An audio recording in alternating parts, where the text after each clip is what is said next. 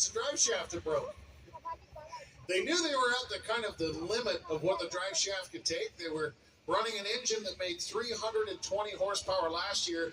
They now have an engine that's making well over 700, so more than double the power. But when you lock the torque, the drive shaft takes all the brunt of the load. Welcome back to Dodge Car Design, and today we are working on the wiring. I've got a bunch of connectors, 12 gauge wire, and we're going to fix this mess. I'm not rewiring the whole thing, but I am going to rewire essentially from here all the way to here where everything got ripped apart, and hopefully that won't take forever and we can actually clean up some of the wiring, because I think I have some duplicates of power wires and things going up and down. So let's get into that and we will see how far we can get in this video if we're going to get into the drive shaft fixes and everything, but I will explain what else needs to be fixed and how we're fixing it. So essentially what happened is that all of this loom that was a loom, nice and together, basically got ripped out from the wall and wrapped around the drive shaft. So what I'm going to do is there's wires that have been broken all the way up to the top over here. Hopefully that's in frame. And all the way down to this side, wires had been ripped apart, even into the solenoids over here, had been ripped out of connectors and things. So I'm basically going to cut everything here, attach wires back to where they're supposed to, and then splice it in again up there. In order to be ready for the next hook, this has to get done fairly quickly, and that is the best way to do it.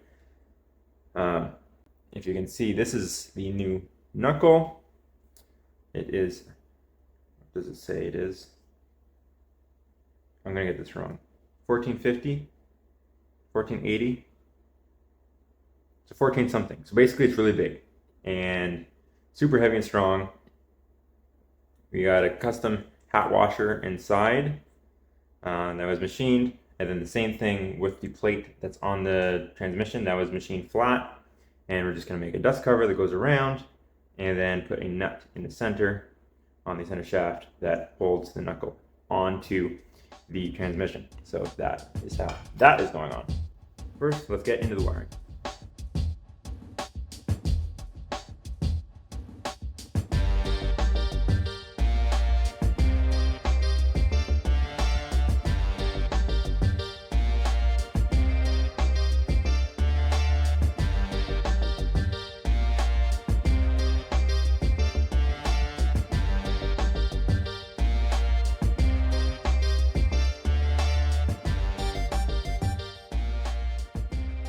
So now I've got most of the wiring done.